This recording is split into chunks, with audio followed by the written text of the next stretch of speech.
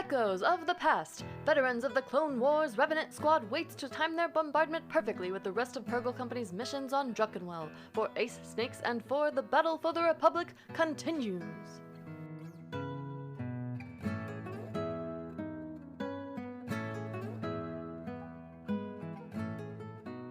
All right, so when we last left you guys, you had parked in a hiding spot on the moon. The shadow of this crater that you guys are parked in provides you ample opportunity to hide from sensor sweeps and visual prying eyes that might, patrol this moon from time to time. And you guys have a good look at the continent. But you guys know from Ace's scouting that the northeast corner is SGI Area 9. That's nestled in a mountain range that makes up the northern part of that continent, and tucked in a valley not far from SGI Area 9 is this secret research facility that you guys that's your target for this mission. You guys have a couple hours to kill at this point while you wait for the rest of the members of Purrgil Company to land at the Dicey Cantina and make their way towards their selected targets. And you know that when your mission is complete, that you guys will be heading to a designated courtyard in SGI Area 9. So it's not far from where you're going to end up being. And you guys have kind of a quiet moment of an opportunity to discuss and think back and reflect on what's brought you to this point. I think Ace clicks a couple buttons, and so is there any way, is it ship is this Star Wars technology canon that you can have like a little hologram pop up on our dashboards of like some planning and stuff? Yeah, or is that too? I'll take that. Okay. No, because you get the hologram message from Palpatine. Mm-hmm. That was Order 66. So that's technology that's in there. Yeah, okay. You could definitely pull up a little bit a hologram and kind of talk about it. Yeah, I want to click a couple buttons, and I want this hologram to sort of appear on all of our dashboards. And Ace is just gonna kind of go over the plan, and so he says, "So this is our target, and it's not going to be an easy mission. I'm open to any suggestions that any of you may have." And so our target is like it's a very small, you said it was 2 meter, what is it? It's a weak spot. So you've got a ventilation shaft at the end of a valley. That's a straight shot to the reactor that powers this facility. And I said it's larger than 2 meters. It's not as small as maybe some other vent ports are. But it's definitely still ray shielded. So you'll need missiles.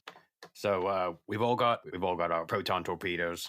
The mission is to fly in, hit this ventilation shaft. It'll head straight to the reactor core. Should take out this facility. Very dangerous. It's very important that we all succeed. We've all seen a lot of combat, a lot of aerial combat. I'm going to just open this forum to all of us.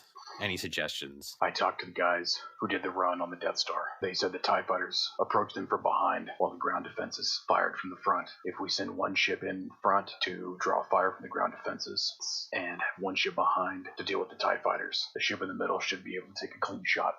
Snakes is having a little bit of trouble paying attention. He's sort of gazing up at the stars above instead of at the plans. And they've been over this. This is like the fourth time they've gone over these plans. And he just looks up and off into the distance and sort of mutters, "You can see Alderaan from here. You see it?" He points. It's hard. He's in his cockpit and they're in the dark, so nobody can probably see where he's pointing. But it's at 11 o'clock, about 10 degrees off the horizon. It's like we're seeing the past. We're at such a distance that the light leaving the planet is still there. We're light years away from Alderaan. There are tons of places in the galaxy where it's still visible. I did not pick up on that. That's excellent. It's only been a year, so yeah. I want to do a leadership check to kind of ground Snakes, but also to kind of rally Revenant squadron together and kind of get our head in the game. 2 successes and an advantage. And so Ace kind of looks up at the sky and searches and finds that gleaming beam of light, or that little pinprick of light in the sky, and recognizes it as Alderaan, and says to his squadron, "We should all look up at that. See that in the sky? That's a memory. It's not just a memory of hope, but it needs to remind us of our enemies and what they can do and what they're willing to do to crush this rebellion. Down on Druckenwell, the factory we're going to attack, they're producing dark troopers, assassin droid pods. If we don't take that out today, people will die. Freedom will be lost. Let's win this one for the galaxy. Let's do this for all of our brothers that can't be here today. All right, guys, for the rebellion. For the rebellion. For the rebellion. 4, I liked your plan. It's gonna be risky. We might not all make it out of this. Splitting up, we're gonna be under a lot of fire. If we go down today, we're doing something great. So, all right, whenever you're ready, let's move out. Revenant squad lifts up off the moon and heads down towards the planet. Yeah, I think if we come in from the north heading south, if we can make it in between the mountains, keeping close to the ground, we could maybe baffle the senses a bit. I think it's a good plan. You know, senses are no good near the ground. Yeah, I think that's a good approach. So there's this beautiful shot of your headhunters skimming the ocean. As you said, you're coming from the north heading south, right? Mm-hmm. Yeah, I think just for the fun of it, because Snakes he likes his fun. He does a couple little dolphin moves with his in and out of the water, since it is waterproof. Nice. Glad we got this equipment. It's really coming in handy. So let's do a stealth check first. Is this going to be like a group stealth, or do we each do it? I think you each do it because Snakes is doing What's the his thing where difficulty he's It's gonna be a hard check. You guys can have boost for the leadership check, and Can we have boost since we are maintaining low altitude? yes. And I'm gonna flip my token as well to upgrade it. It's gonna be a hard check. Can I get a couple bonuses for that sensor baffler again? Yes.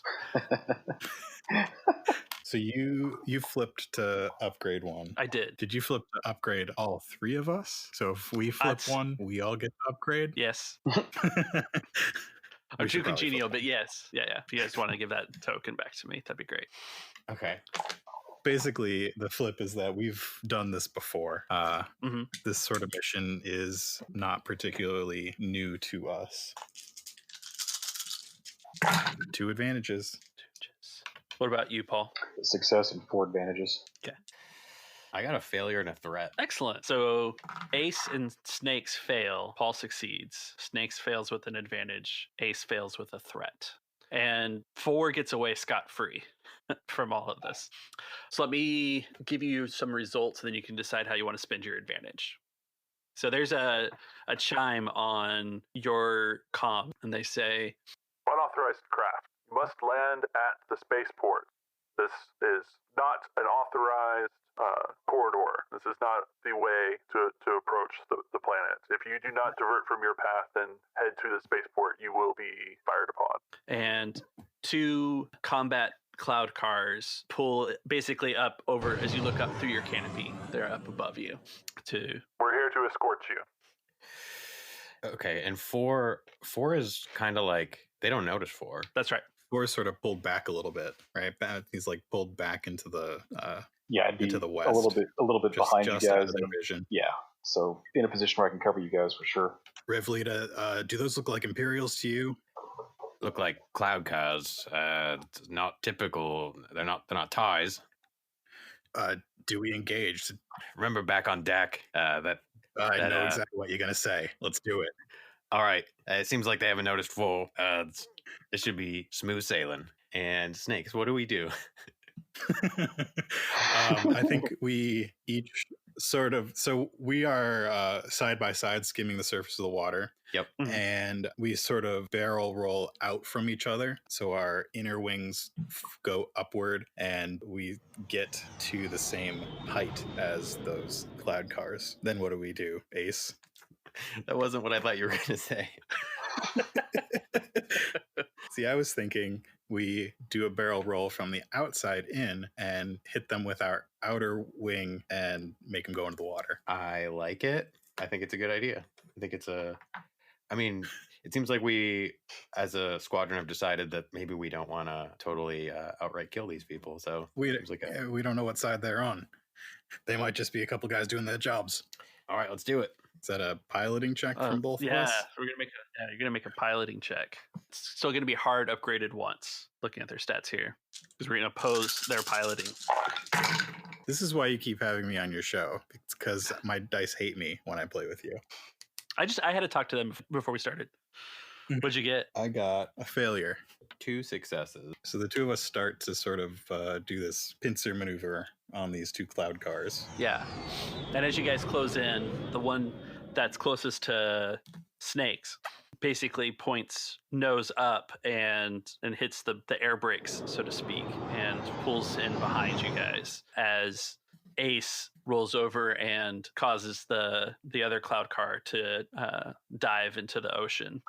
Okay, so this is one of those like double car deals, like on like from Cloud City, essentially. They look almost the same, but this is the combat version. Okay. So it's a single cockpit instead of the double cockpit. Okay, so this is the Talon, basically. Yeah. Okay. Well, since I had those forward advantage and I'm kind of not seen and above and behind him, as soon as he pulls into firing position, as soon as he pulls in behind one of my guys, I target his engine and fire. Okay. So they're the same size as you. They don't have any defense shields, so roll your attack. 3 success, 3 advantage. If I could use some of those 3 advantage to maybe make sure it hit it in a place that disables it, but doesn't necessarily kill the pilot if I can help it. Yeah. So smoke bursts out from the back of the surviving patrol car, and it goes down towards the ocean as well. But it's a controlled descent. The other thing that 4 notices on his HUD is that these weren't the only 2 cars that were nearby. As the 2 disappear, there are 3 more that were up and behind you guys as well. And so let's roll some initiative. Heads up, guys, we have more company. 1 triumph, which is also a success. 1 success and 3 advantage on that. I also got a triumph success and 2 advantage. Well, they rolled better, so all 3 of them are going to get to go before you guys do. But you have 2 triumphs, so hit me. How do you want to change the environment to your advantage? Maybe we come upon a reef that is so large it's coming up and out of the water. Something that we could potentially find cover behind if we stay low. Yeah, for sure. That's actually a great tie-in to the team as well. Cool. They're further south from you guys and on the eastern divot of that mountain range, but they just, as part of their course, flew through these jagged columns that come up out of the ocean for Druckenwell. They're essentially onyx. They're like black, jagged glass rocks that that are tens of meters tall out of the ocean, and they litter the coastline. So you guys are kind of approaching a section of that, these pillars and spires that stick up out of the ocean. Things that we can weave in and out of and hopefully confuse them a little bit. Nice. This seems like a very Star Wars-y thing to enter in a flight combat. Mm-hmm. So we got 1 more triumph, right? Yes, that's 1. What do you got, You guys Doug? got 1 more. So it's night right now. Yeah. And we're about to fly through some very dark okay, I think I know what I want my triumph to be. We've done this before. This is easy. I was gonna say maybe like we have like 10 seconds before we're gonna be engaged. I think it seems like 4 is at the back, so he's probably the scanner's pinging with approaching fighters. And can Ace be like this?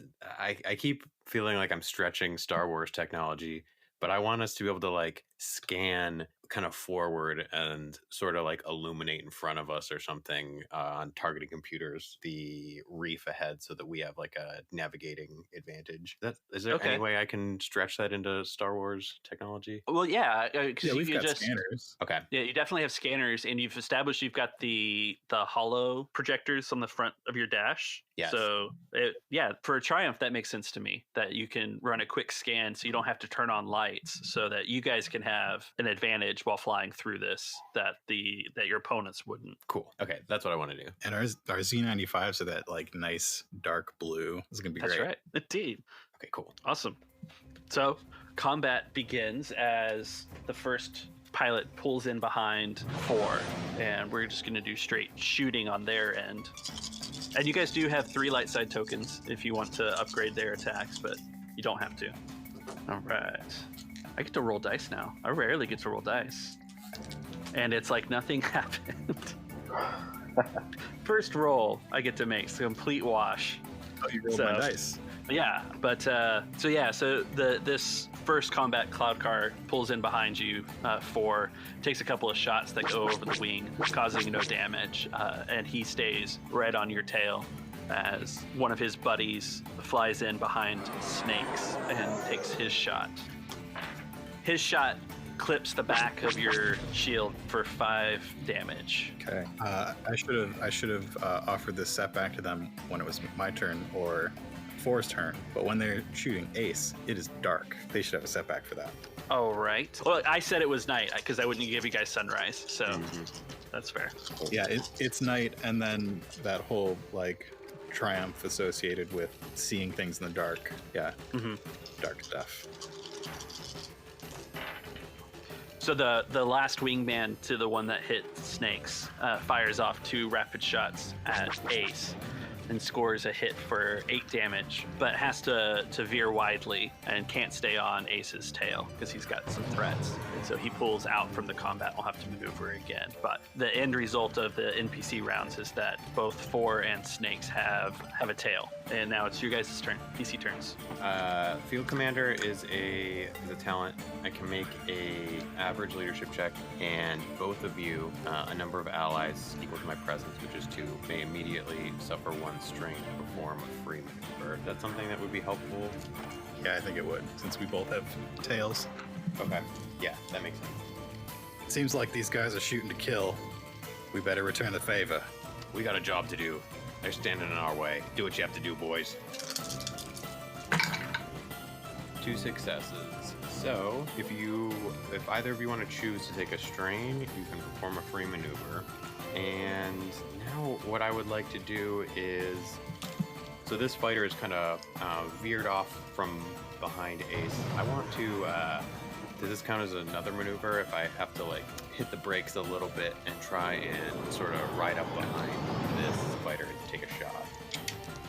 Yeah, so maneuver-wise, you can do that, and if you want to take a shot this turn, then you're just suffering the 2 strain for a second maneuver. And it's normally supposed to cause some kind of system strain, but I don't want to deal with that, so it's fine to just describe maneuvers like that.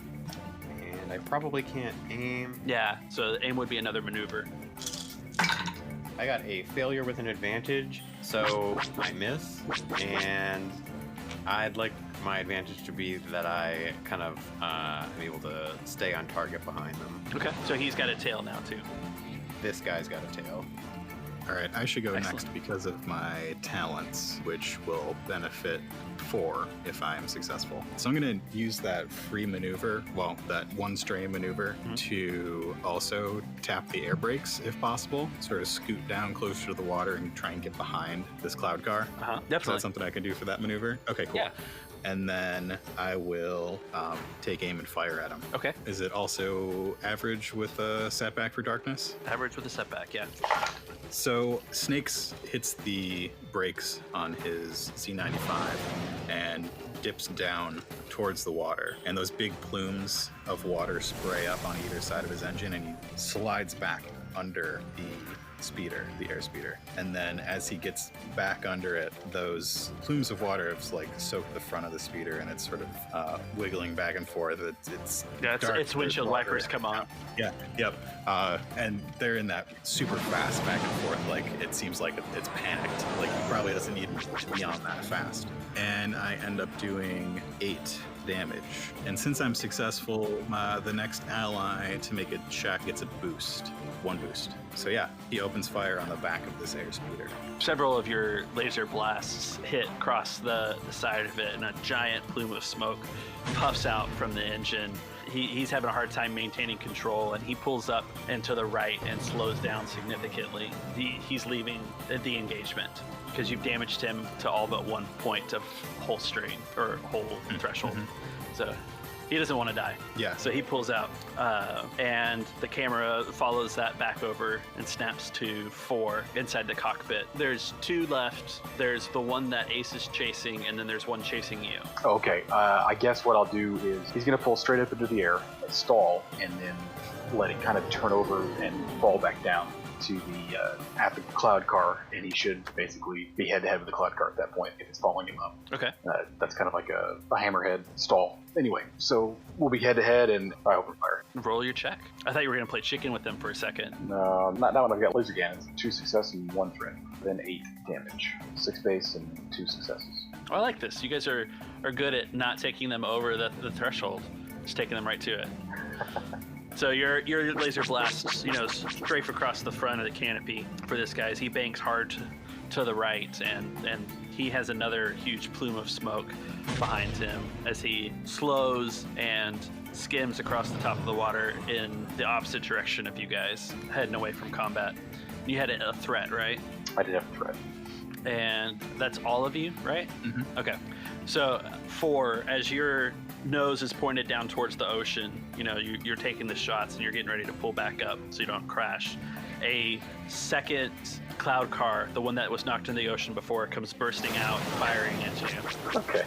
So you take 9 damage. The laser blasts rip right across the top of your canopy towards the back as he veers to avoid hitting you, because I don't know that he was necessarily expecting that you were right there. He flies into the path of 4. The car that Ace is chasing next does its best to shake Ace. So it breaks left, it breaks right, it's doing its best to lose Ace, and then it arcs hard to the right and flies into it kind of disappears into those pillars. It seems to navigate them quite well. It rolled well. And now it's back to the PC turns. Snake's voice crackles over both 4's and Ace's comms. Somebody better jam the communications before they call for backup. Force control panel is sparking and spitting. I'm a little busy. Snakes, we've been over this. This is your job. It's always your job. I want to do it. Quit passing off. Yeah, I know you want to shoot things. Just click the button. I want to shoot things. Get to work. Fine. We've all got a job to do, all right? What sort of difficulty would it be to jam the comms? We're gonna make this one average. Anybody mind if I flip? Because apparently it's the thing that I'm supposed to do. It might be important. Sure. That's a success and 2 threats. Snake fiddles with his computer, his 1970s computer, pushes some really big buttons. There's a sort of screechy noise that he accidentally gets in his comms instead of their comms, and he unplugs something and plugs it back in a different spot. Yeah, that's what he does. Is he going for the music jam?